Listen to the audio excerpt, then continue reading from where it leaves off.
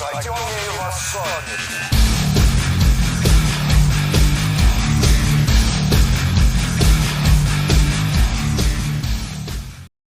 Bonjour, c'est Kevin Veil pour le Cercle du Clos. On a vu la vidéo du sieur Fadi Kassem sur le fait qu'il faudrait que des têtes tombent. On n'a rien contre ça a priori, vous vous en doutez bien. Mais attention, il faut être honnête dans sa diction. Et puis, il faut citer un petit peu toutes les choses. Puis aussi toutes les erreurs qu'on a commises quand on tient un pareil discours.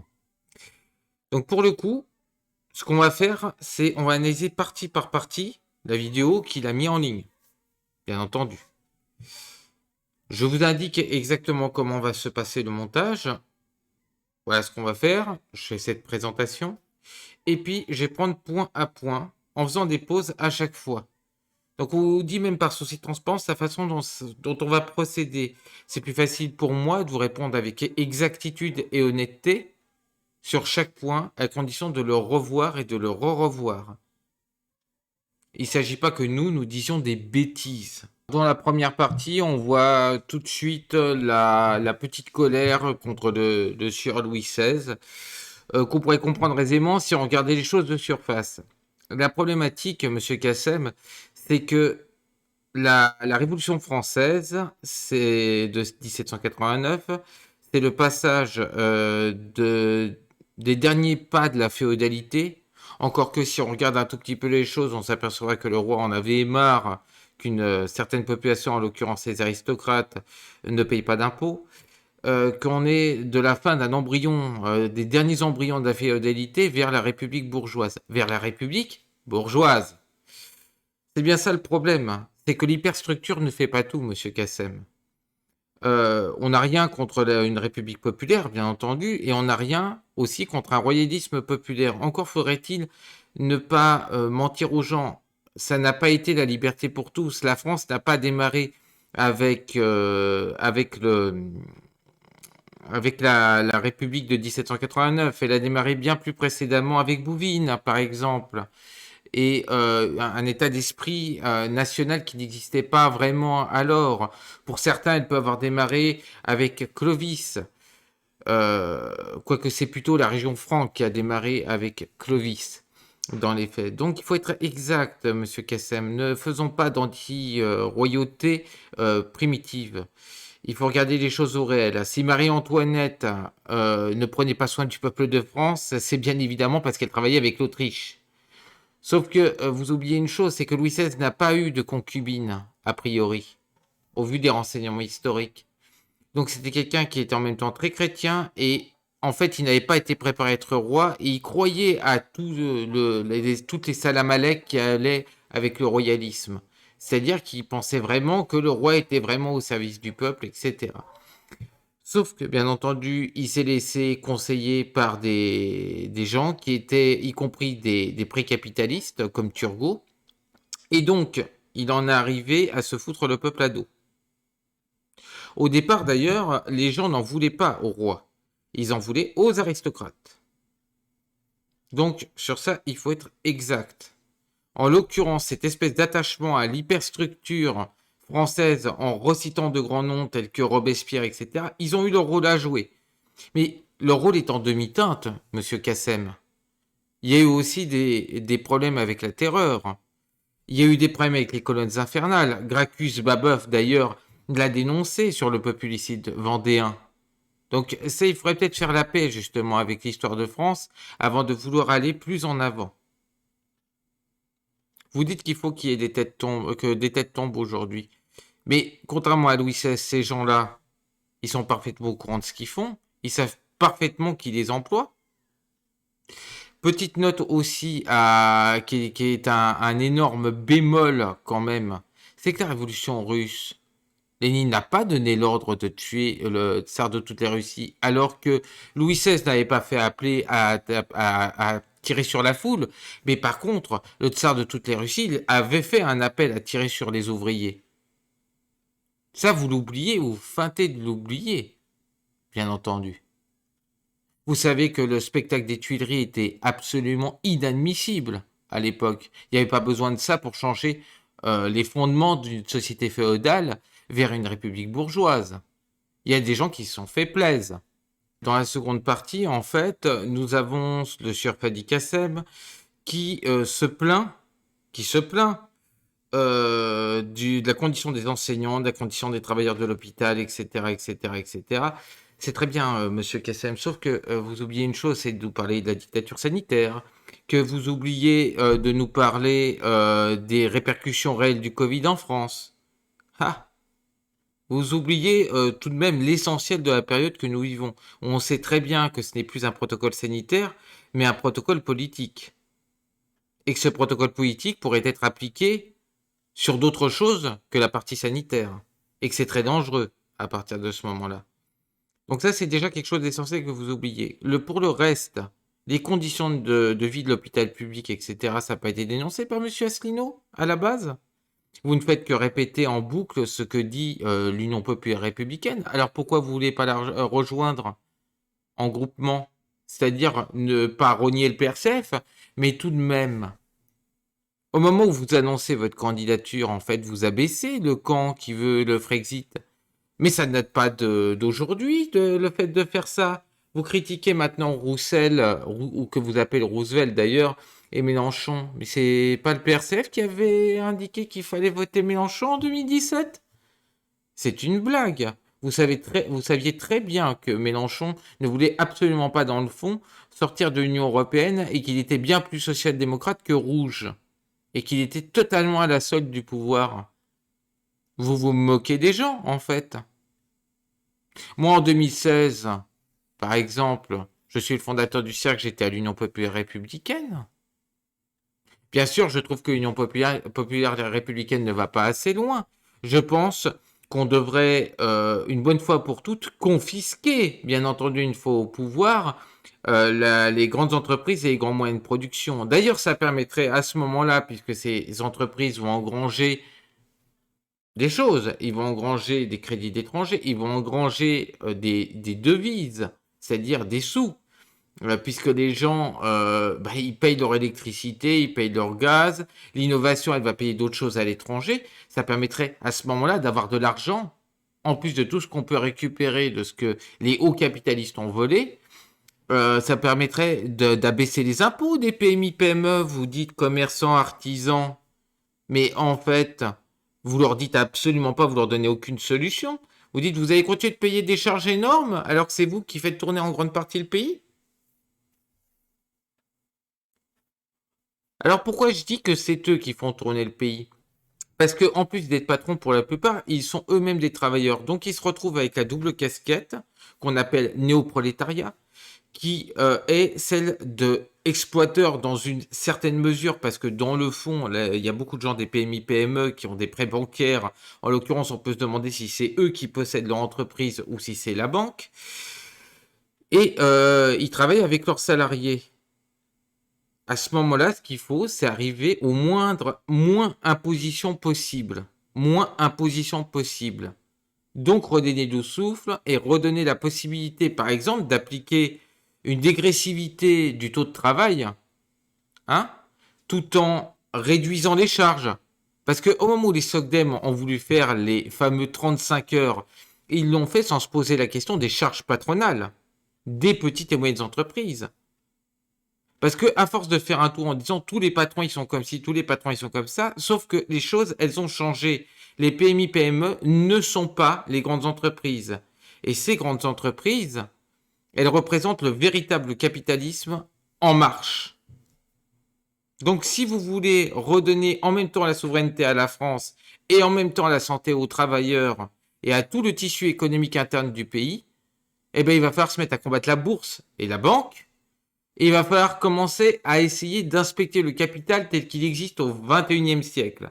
Au lieu de nous ressortir des vieilles rengaines, vous savez très bien que le marxisme impose une méthode scientifique et dialectique. C'est-à-dire qu'une chose peut être bonne à une certaine époque, mauvaise à une autre, et vice-versa. Vous connaissez aussi le système du développement spiralé de Marx. C'est-à-dire que si on regarde d'en haut, on peut se dire on est au même point, alors qu'en fait, on est plus haut par rapport à la spirale. Donc moi, je vous invite à tout ça. Hein.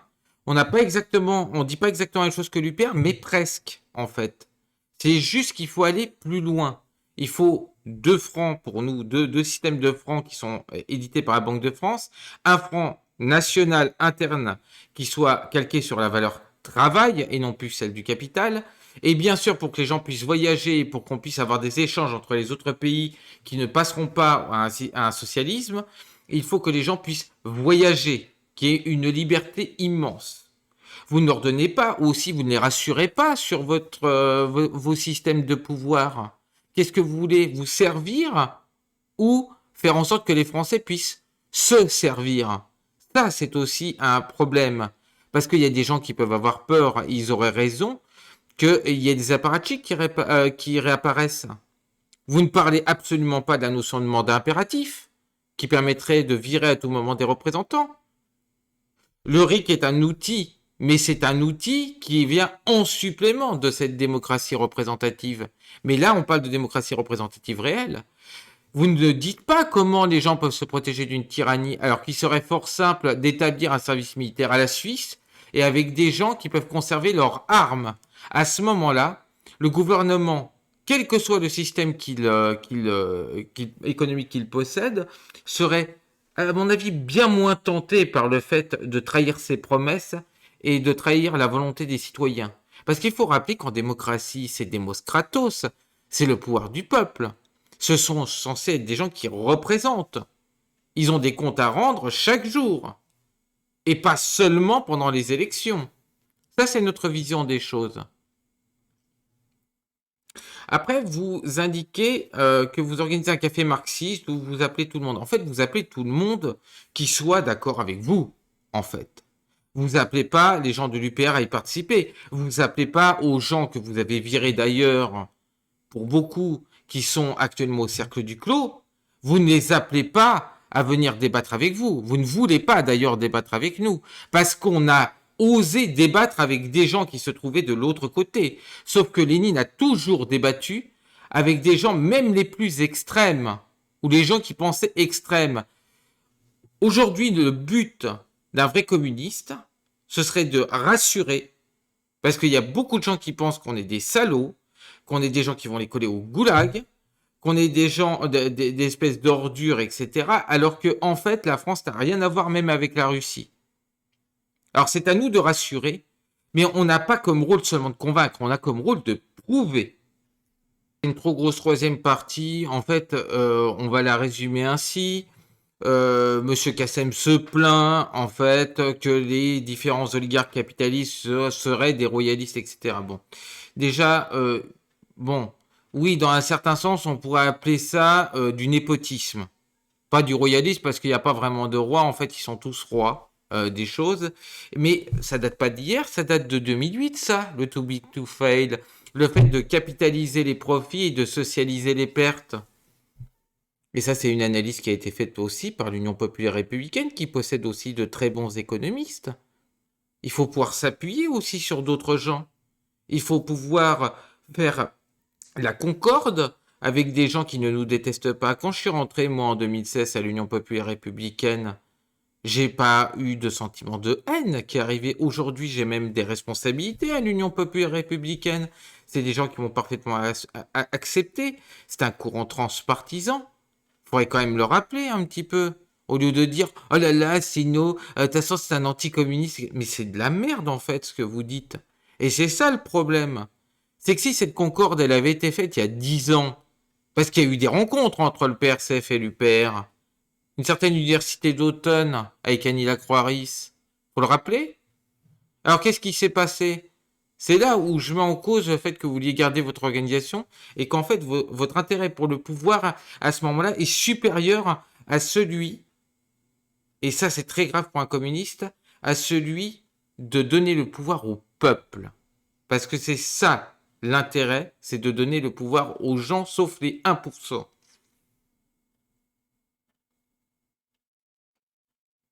C'est grave. Et je pèse mes mots. Ça veut dire que, en fait, ce que vous êtes en train de prouver, c'est que vous êtes une forme d'apparatchik en puissance. Et à ce moment-là, les gens ont peur. Et ils ont raison d'avoir peur, encore une fois, comme je l'ai dit dans la partie 2. Ce qu'il faut, c'est faire la concorde. Ce qu'il faut, c'est se parler. Passer des accords. sortir, en effet, de cette Union européenne. Mais vous oubliez une chose, pourquoi la République se délite? Alors que la haute bourgeoisie, il y a encore 100 ans, nous vantait les mérites de la patrie, tout comme il y a encore plus longtemps les mérites de la religion. Est-ce que c'est parce que la religion était mauvaise ou la patrie était mauvaise? La religion en elle-même peut être un outil du capital, utilisé par le capital. Le capital utilise des outils, il utilise des traits d'éthique. Regarde ce que je fais dans la main droite, mais ne regarde surtout pas ce que je vais faire dans la main gauche avec cet outil. Donc, maintenant que la nation est un limitateur du marché et de la bourse, bah, qu'est-ce que fait le capital? Eh bien, il s'en débarrasse. Il dit, bon, c'est très bien. On va avoir une forme de gouvernement mondial fantoche, et puis on va installer nos petits copains, Google, Amazon Co., toutes les très grandes entreprises, qui vont alors posséder des régions géographiques. Voilà la vérité qu'il y a derrière. Et en plus, ça ne devrait pas vous étonner que ces mêmes capitalistes qui sont absolument pas corrompus, ils font leur devoir de classe, en fait. Ils travaillent pour leurs intérêts. Je ne peux pas leur en vouloir. Et on ne peut pas leur en vouloir. Ils font ce qu'ils ont à faire. C'est nous qui ne faisons pas ce que nous avons à faire. C'est-à-dire les chasser, en effet. Donc, je résumerai la chose comme ça. En fait, on va faire une fin de partie, là. Parce qu'après, c'est de la répétition, de répétition, de répétition, de répétition. En fait, ce qu'il faudrait au PRCF, c'est qu'il commence à dire on a fait une connerie avec Mélenchon. On n'a pas voulu suivre. Et que le PRCF arrête de critiquer à tout bout de champ l'Union populaire républicaine en disant ah oh là là, Asselineau, cet homme de droite, etc. Écoutez, moi je l'ai reçu ici, monsieur Asselineau. On l'a reçu, le cercle. Ici, dans mon humble demeure. Je n'ai jamais vu quelqu'un d'aussi humain. J'aurais pas supporté quelqu'un qui aurait été avec les 1%, c'était pas possible. Et on a discuté de nombreuses heures. Et bien c'était fort agréable de pouvoir débattre et de pouvoir confronter nos points de vue. Ça s'est fait sans colère, sans haine, pour la France, pour l'intérêt supérieur du peuple français, et pas pour des intérêts particuliers. À ce quoi est sortie une vidéo hier. Et bien cette vidéo est une réussite. Alors moi j'aimerais savoir, qu'est-ce que vous allez faire si on passait au socialisme demain? Parce que nous on le sait, la plupart d'entre nous, on est des gens qui sommes attachés à notre métier, à notre mode de vie. Le pouvoir politique, c'est intéressant pour faire en sorte que nous allions mieux et que par conséquent aussi, le peuple français aille mieux. Parce qu'on ne fait pas partie des 1%. Mais une fois que tout est installé, je vais vous dire, la plupart d'entre nous, moi y compris, on va retourner à la production ou à nos petites affaires. Parce que notre but, ce n'est pas de dominer, ce n'est pas d'avoir le pouvoir. C'est qu'on rende au peuple, c'est-à-dire aussi à nous-mêmes, les choses auxquelles on devrait avoir droit dans une société évoluée du 21e siècle. On veut retrouver notre pays et on veut que la population et les habitants retrouvent leur liberté individuelle qu'on rogne de plus en plus aussi depuis plusieurs dizaines d'années. Le bonheur de l'individualité avec le bonheur aussi du collectif. Voilà ce que nous voulons.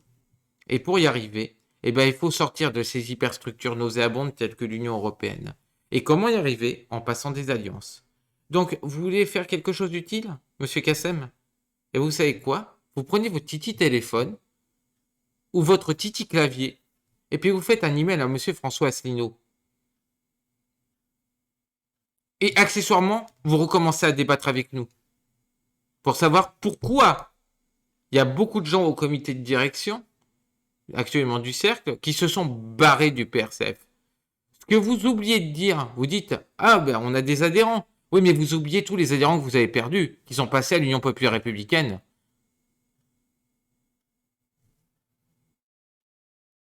Ne vous enorgueillissez pas. Une organisation est un outil. Ça n'est pas une secte, ça n'est pas une église. Elle doit servir. Et là, pour le coup, le cercle du clos et l'Union populaire républicaine, ce que l'on veut, c'est servir le peuple français. Rien de plus, rien de moins. J'espère que vous avez apprécié cette vidéo. N'hésitez pas à la partager, Twitter, Facebook, YouTube. Et on se revoit une prochaine fois.